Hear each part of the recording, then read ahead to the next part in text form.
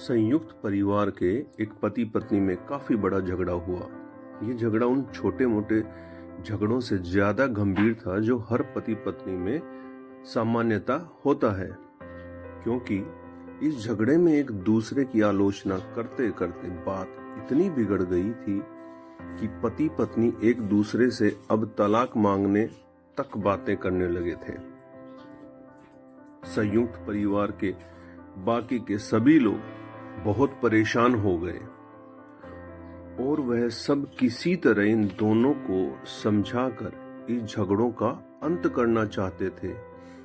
जब सभी के प्रयास काम नहीं आए तो वे लोग पति पत्नी के इस जोड़े को घर के सबसे बुजुर्ग सदस्य यानी दादाजी के पास लेकर गए। जब दोनों पति पत्नी दादाजी के कमरे में प्रवेश किया तो दादाजी ने उन दोनों को बैठने के लिए कहा और फिर पूछा कि बताओ तुम्हारी समस्या क्या है। दोनों पति पत्नी एक साथ बोल पड़े और एक दूसरे पर आलोचनाओं की झड़ी लगा दी।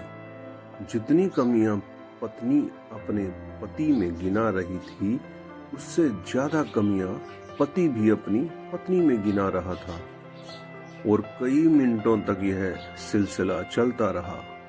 दादाजी ने भी इन दोनों को नहीं रोका और इनको अपना अपना गुस्सा एक दूसरे पर उतारने दिया। आखिर में जब दोनों एक दूसरे की बुराइयां करके थक गए और शांत हो गए, तब दादाजी ने उन दोनों से कहा, अब दोनों एक दूसरे की कुछ अच्छाइयां बताओ। जब अच्छाइयां बताने का समय आया तब दोनों ही पति और पत्नी एकदम चुप हो गए। शायद गुस्से में उन्हें कुछ याद नहीं आ रहा था या फिर गुस्से की वजह से ही वह एक दूसरे की अच्छाइयां बताना नहीं चाहते थे। दादाजी ने यह बात भी महसूस कर ली। थोड़ी देर तक जब कोई भी नहीं बोला तब दादाजी ने कहा, अच्छा ठीक है, यह लो पेपर और पेन और एक दूसरे की अच्छाइयां इसमें लिखो। पति पत्नी दोनों ने ही पेपर और पेन लिया और एक दूसरे से काफी दूर जाकर बैठ गए। थोड़ी देर तक ना पति ने कुछ लिखा ना पत्नी ने। फिर पति ने पेपर में कुछ लिखना शुरू किया। उसे देख पत्नी ने भी अपने पेपर में लिखना शुरू किया।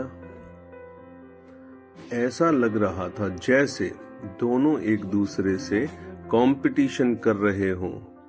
काफी समय तक दोनों ने पेपर में लिखा और जब पेपर लिखावट से भर गया तब दोनों ही अपना अपना पेपर लेकर दादाजी के पास उन्हें देने के लिए गए। दादाजी ने उन दोनों के ही पेपर लेने से मना कर दिया और कहा कि अपने अपने पेपर एक दूसरे को दे दो और अब एक दूसरे के पेपर पढ़ो। पति ने पत्नी को और पत्नी ने पति को अपना पेपर दे दिया। वे एक दूसरे के पेपर पढ़ने लगे। थोड़ी देर बाद पति और पत्नी दोनों के ही आंखों में आंसू थे। पेपर में अपने बारे में लिखी अच्छाइयां पढ़कर पत्नी तो फूट फूट कर रोने लगी। पत्नी को रोता देख पति उसे चुप कराने के लिए दौड़ा और माफी मांगते हुए उसे मनाने लगा। पत्नी ने भी पति की माफी मांगी और माहौल ऐसा हो गया जैसे कभी कोई झगड़ा हुआ ही नहीं था। दोस्तों, कमियां और खूबियां जगत के हर इंसान में होती हैं। अब हमारे ऊपर होता है कि हम कमियां देखकर अपने जीवन को नर्क बना लें या फिर खूबियां देखकर अपने जीवन को स्वर्ग बना दें। दोस्तों, अगर आपको ये वीडियो पसंद आ रहा हो तो प्लीज सब्सक्राइब, लाइक और कमेंट कीजिएगा। Thank you.